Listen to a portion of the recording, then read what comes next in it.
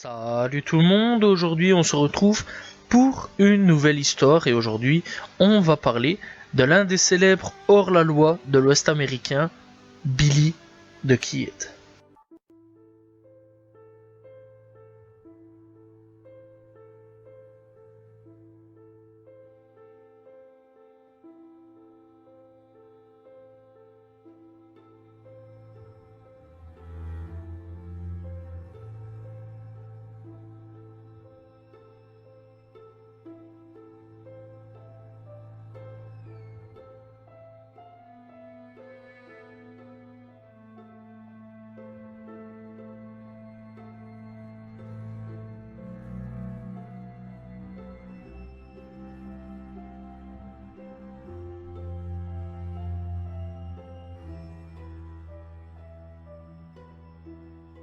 Billy the Kid, parfois francisé Billy le Kid, est un célèbre hors-la-loi de l'Ouest américain. Son nom d'état civil présumé est William Henry McCarthy ou William Henry Bowney.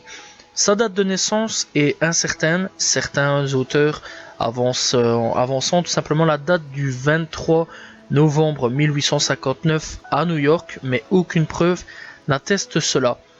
Il est mort le 14 juillet 1881 à Fort Sumner, en territoire du Nouveau-Mexique. La plupart des éléments qui concernent sa vie et sa mort sont assez controversés et obscurs car issus de livres romancés, de biographies contradictoires et de témoignages erronés ou sans fondement. Connu sous plusieurs pseudonymes, William Harrison Bowney, William Hatrim Kid Hatrim, William Hatrim, il fut un bandit et un meurtrier du XIXe siècle, dont les faits d'armes sont entrés dans la légende. Il a notamment participé à la guerre du comté de Lincoln en tant que bandit. Il est réputé pour avoir tué 21 personnes, un pour chaque année de sa vie, mais cela semble avoir été exagéré et il n'aurait été responsable finalement que de la mort de 9 personnes, 4 seuls et 5 au sein d'une bande. Juvénile, d'où son nom tout simplement de Kid, gamin en français, Billy possède une personnalité attachante, mais également une attitude colérique et, selon certaines sources, des qualités supérieures dans le maniement d'armes à feu. Il fut abattu par le shérif du comté de Lincoln, Pat Garrett, à Fort Sumner en 1881, qui publia par la suite le livre populaire intitulé The Authentic Life of Billy the Kid, tout simplement, et donc là-dessus, eh bien, Billy the Kid entra tout simplement dans la légende.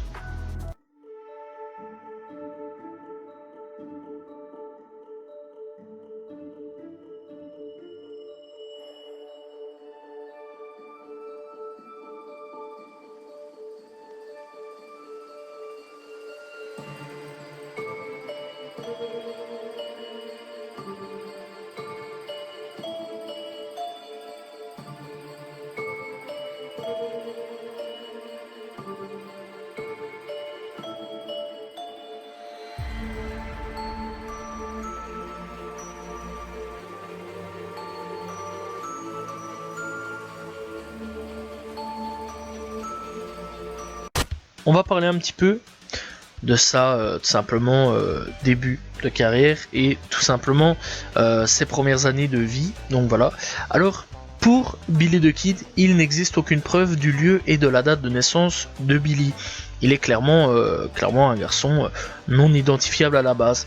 C'est Pat Garrett dans son livre The Authentic Life of Billy the Kid, rédigé par H. Upson, qui écrit que Billy the Kid tout simplement est né sous le nom de William Henry Bowney à New York le 23 novembre. Il semblerait que cette date ait été inventée par Upson, qui serait lui-même né un 28 novembre. Le nom Bowney était le nom sur lequel Billy the Kid était connu au moment de sa mort.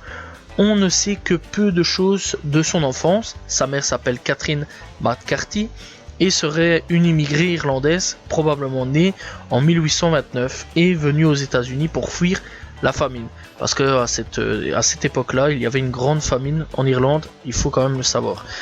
On en sait encore moins sur son père, Le nom de Matt Carty ne serait pas le nom de jeune fille de sa mère, elle aurait été veuve tout simplement d'un nommé Matt Carty, mais il est possible que cet homme n'ait pas été tout simplement le père de Billy the Kid. Son père aurait pu être un certain Bowney, ce qui pourrait expliquer l'utilisation de ce nom par Billy the Kid plus tard dans sa vie. Il a un jeune frère tout simplement nommé Joseph Matt Carty, mais il semblerait qu'il soit tout simplement demi-frère. Néanmoins, selon Bruce Bill, qui prétendra quelques années après tout simplement être le vrai Billy the Kid, Catherine Matt Carty n'était pas sa mère, mais sa tante. Toujours est-il tout simplement qu'il porte dans son nom d'enfance le nom de William Henry Matt Carty. En 1870, sa mère est veuve tout simplement, et donc elle s'installe avec ses enfants dans le Kansas et ouvre une laverie. Comme on lui diagnostique tout simplement une tuberculose, elle doit migrer vers une région plus chaude et plus sèche. La famille se rend alors dans le Nouveau-Mexique, à Santa Fe. Catherine épouse un prospecteur tout simplement d'argent, donc William Attrim, en 1873, parce que son beau-père s'appelle aussi William. Billy the Kid, appelé tout simplement par son deuxième prénom Henry, sa mère meurt quelques années suivantes à Silver City. William Henry prend le nom de son beau-père Attrim. Ce dernier les place tout simplement, lui et son frère, dans des familles d'accueil et quitte Silver City pour l'Arizona tout simplement. À l'époque, il porte le nom de Henry Attrim. On va parler un petit peu de ses méfaits. Donc Henry occupe de petits emplois pour survivre à la base des bases. Donc voilà, c'est un mec vraiment lambda.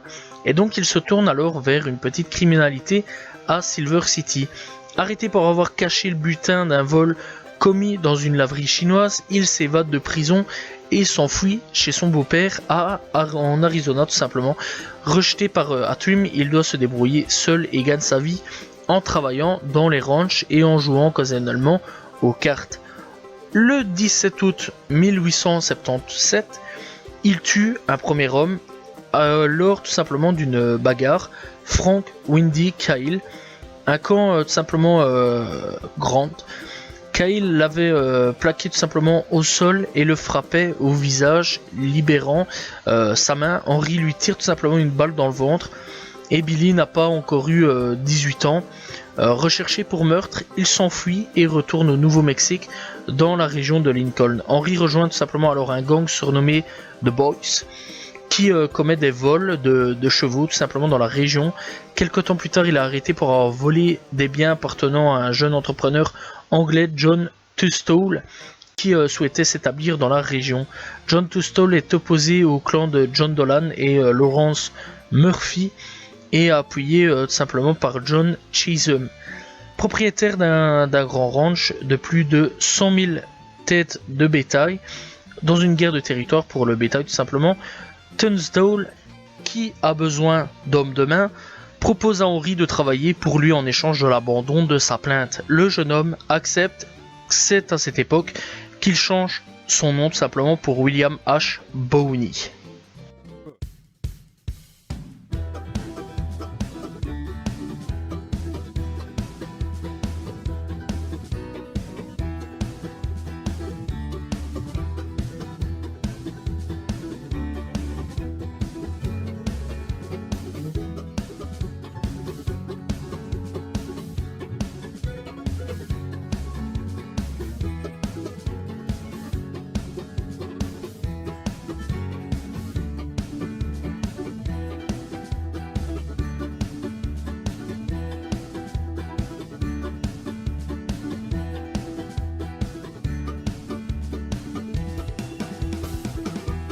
Alors que Billy travaille tranquillement, tout simplement, pour ce cher John Tunstall, le 16 février 1878, alors qu'il convoie 9 chevaux, tout simplement vers Lincoln, John Tunstall est abattu de sang-froid par la bande du shérif William G. Brady, qui travaille tout simplement aux ordres de Dolan et de Murphy.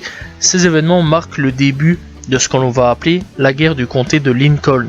Les hommes de Tunstall décident tout simplement de se venger et créent une bande, les Régulators, dirigée par Dick Breyer et Frank McNabb. Et donc la bande est composée d'une douzaine d'hommes américains et mexicains, dont Charlie Bowdry, Tom O'Fallard, Doc Scurlock, George Say, Frank Say, John Middleton, Jim French, Henry Newton Brown, Fred Waite, Jesus Chavez et Chavez tout simplement, et alors Kid, tout simplement Billy the Kid, William Bowney à ce moment-là. Bref, le 9 mars tout simplement 1878, les Régulators capturent 2 membres de la bande qui a tué Tunstall, Frank Baker et William Morton, et ils les exécutent près de Blackwater Creek le 1er avril 1878. Le shérif Brady et ses adjoints, tout simplement, et son adjoint, tout simplement Hindman, sont abattus dans les rues principales de Lincoln au cours d'une embuscade tendue par les Régulators lors de la fusillade. Le Kid est tout simplement atteint d'une balle à la hanche par l'un des assaillants du shérif Billy Matthew, mais la blessure est superficielle. 3 jours plus tard, à Blazer Mill, les Régulators abattent un autre homme du camp de Dolan, Andrew, Buckshot et Robert tout simplement. Lors de la fusillade, Dick Breyer est tué. McNabb, promu chef de la bande à la suite de la mort de Breyer tout simplement, meurt quelque temps plus tard au cours d'une fusillade au ranch Fritz qui opposait les Régulators à un poste tout simplement formé de 2 autres bandes engagées par Dolan, le Just Evans Gang et le Seven Rivers Warrior. Bref, la guerre du comté de Lincoln atteint son point culminant.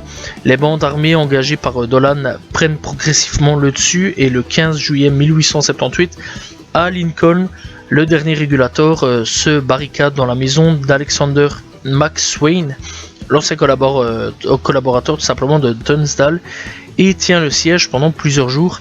Les 5 jours, les assaillants avaient l'appui de l'armée tout simplement mettant le feu à la maison pour faire sortir ses occupants et les abattre si certains Régulators, dont Billy the Kid, réussissent à fuir. D'autres comme Alexander McSwain sont abattus tout simplement et la bande est décimée. Bref, on va parler un petit peu de la vie de fugitifs à ce moment-là. Donc à l'automne 1878, un nouveau gouverneur, Lew Wallace, l'auteur de Ben-Hur tout simplement, est nommé tout simplement au Nouveau-Mexique pour ramener la paix et l'ordre. En mars 1879, le Kid, qui en a assez de sa vie de fugitif, écrit au gouverneur qu'il serait prêt à témoigner contre John Dolan si on l'amnistie de ses condamnations pour meurtre après avoir négocié son pardon avec le gouverneur du territoire tout simplement du Nouveau-Mexique. Billy se rend aux autorités le 21 mars 1879, mais lors du procès qui se déroule à Santa Fe, John Dolan est acquitté, le Kid est condamné pour le meurtre tout simplement du shérif Brady, et donc les procureurs généraux veulent défier les ordres de Wallace et le garder en détention. Le 17 juin 1879, le Kid s'enfuit alors à la sortie tout simplement du procès, reprend une vie de fugitif. En 1880, Billy tue John Grant, un chasseur de primes qui s'était moqué de lui dans un saloon de Fort Summer, toujours au Nouveau-Mexique. C'est à cette époque que le Kid aurait développé tout simplement une certaine amitié avec un ex-chasseur de bisons, Patrick Garrett. Néanmoins, il semblerait que cette allégation ait été fortement propagée par les romans et les films, tout simplement, et qu'il n'y ait aucune preuve de cette amitié qui ait vraiment existé. Voulant s'établir comme restaurateur à Fort Summer, Garrett se font finalement élire shérif du comté de Lincoln, donc voilà, du côté de Lincoln en novembre 1880. Sa priorité est d'arrêter celui que l'on appelle désormais Billy the Kid et dont la tête est mise à prix pour juste $500. C'est vraiment pas beaucoup, mais clairement, à cette époque-là, c'était quand même déjà pas mal. Bref, le même mois, une fusillade éclate entre la bande de Billy the Kid et une autre bande dans un ranch à White Oaks, toujours au Nouveau-Mexique. Encerclés par une bande rivale, Billy the Kid et ses hommes abattent dans les circonstances obscures James Carlyle, une personne chargée de négocier leur réédition, et prennent la fuite. Pat Garrett et ses hommes, déterminés à le capturer, finissent tout simplement par les encercler dans une maison de Stinking Spring. Donc voilà, et donc le 23 décembre 1880, Billy the Kid et 3 de ses hommes finissent par se rendre après une courte fusillade.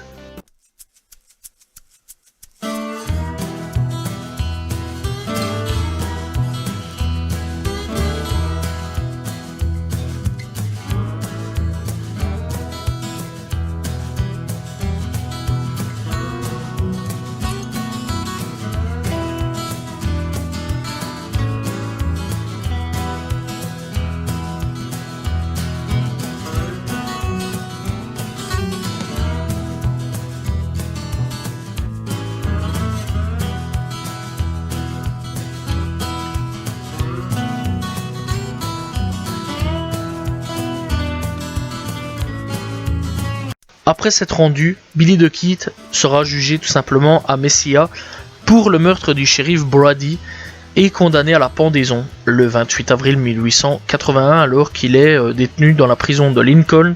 En attendant la sentence, il s'évade de manière spectaculaire. Il existe plusieurs versions de cette évasion, la plus populaire tout simplement veut qu'il ait récupéré un revolver tout simplement, probablement déposé par un complice dans les toilettes extérieures de la prison. Une autre prétend tout simplement qu'il aurait réussi à glisser l'une de ses mains hors de ses menottes et à prendre l'arme de son geôlier, James Bell. Quelle que soit tout simplement la version, il aurait abattu Bell dans les escaliers de la prison, puis aurait attendu à la fenêtre, tout simplement, un fusil à la main, l'arrivée du deuxième garde, Hollinger, parti déjeuner au restaurant qu'il revenait tout simplement alerté, par les coups de feu. Bref, cette évasion est largement médiatisée dans de nombreux journaux et participe à la popularité tout simplement du hors-la-loi et à sa légende. Le New York Times en fera mention, néanmoins au lieu de fuir vers le Mexique tout simplement, Billy the Kid reste dans les parages. Début juillet 1881, Pat Garrett apprend que Billy the Kid est à Fort Summer. Il se pourrait que cette information ait été donnée par Pete Maxwell, fils de Lucia Maxwell, un ranger tout simplement, pionnier, mais surtout frère de Polita Maxwell, probable petit ami de Kid tout simplement, dû parce qu'il désapprouvait cette relation. Dans la nuit du 14 au 15 juillet 1880, Pat Garrett se trouve dans la chambre de Pete Maxwell et deux adjoints attendent tout simplement dehors sur la terrasse. Selon une version, Billy the Kid serait entré avec un revolver dans la pièce sans reconnaître tout simplement Garrett qui aurait dit qui est là. Selon une autre version, il était armé d'un couteau. À peine a-t-il prononcé ces mots, tout simplement, que Pat Garrett fait feu 2 fois. L'une des balles atteint de Kid au cœur, il meurt immédiatement. Billy the Kid est enterré dans le cimetière militaire de Fort Summer entre ses deux amis Broad tout simplement et O'Folliard. Bref, il faut savoir quand même qu'il y a des doutes concernant sa mort. Donc concernant sa mort, pendant de nombreuses années, les circonstances de l'histoire de la mort de Billy the Kid n'ont pour seule source que le livre Pat Garrett, The Authentic Life of Billy the Kid. Cette seule source controversée tout simplement alimente des hypothèses selon lesquelles Billy the Kid n'aurait pas été tué par Pat Garrett, et donc ces hypothèses sont étayées par le fait que certaines personnes n'ont pas reconnu le corps du défunt et celui-ci présentait une forte pilosité alors que Billy the Kid était imberbe. Donc John Poy, l'un des adjoints du shérif, était persuadé que Garrett avait tué la mauvaise personne et a déclaré que Garrett ne croyait pas tout simplement à l'origine que le Kid se trouvait à Fort Summer. D'après Poe, Garrett aurait reconnu le Kid tout simplement à sa voix et aurait tiré ensuite et tout simplement il est le seul à avoir certifié le corps tout simplement de la personne qu'il avait abattu était celui de Billy the Kid, puisque ni Poe ni Thomas McKinney, l'autre adjoint, n'avaient déjà vu le hors-la-loi. Le coroner n'a d'ailleurs jamais vu le corps et il n'existe aucun document officiel stipulant que Billy the Kid est mort. Certaines personnes ont prétendu par la suite avoir vu ou avoir été en contact avec Billy the Kid après le 14 juillet et il semblerait aussi qu'il existe 2 preuves d'arrestation de Billy the Kid après la date de la mort entre tout simplement 1882 et 1883. De plus, il semblerait que Pat Garrett n'ait jamais touché la prime des $500 par manque de preuves sur l'identité de l'homme abattu. En 1950, un certain Brochy Bill Robert déclare être le vrai Billy the Kid. Bref, il faut savoir encore que même encore aujourd'hui, il y a eu quelques petits trucs, puisque le 31 décembre 2010, Bill Richardson, gouverneur du Nouveau-Mexique, déclare qu'il ne gracierait pas Billy the Kid à titre posthume, n'étant pas en mesure de s'assurer avec certitude des motifs qui ont poussé son lointain prédécesseur, Lew Wallace, à promettre cette grâce. Bref, donc voilà, c'était l'histoire de Billy the Kid, l'un des hors-la-loi, décédé à l'âge de 21 ans, tout simplement à Fort Summer, tout simplement, donc voilà, et qui est l'un des hors-la-loi les plus connus, tout simplement au niveau du temps des cow-boys indiens, etc. Donc clairement c'est vraiment l'un des ennemis publics qui est l'ennemi public numéro 1 à cette époque-là, des plus connus. Donc voilà, j'espère que vous avez apprécié l'histoire de Billy the Kid. On se retrouve très prochainement pour une nouvelle vidéo et très prochainement pour une nouvelle histoire. N'hésitez pas à vous abonner, liker, commenter, partager. On se retrouve très prochainement pour une nouvelle histoire. Salut tout le monde, ciao ciao.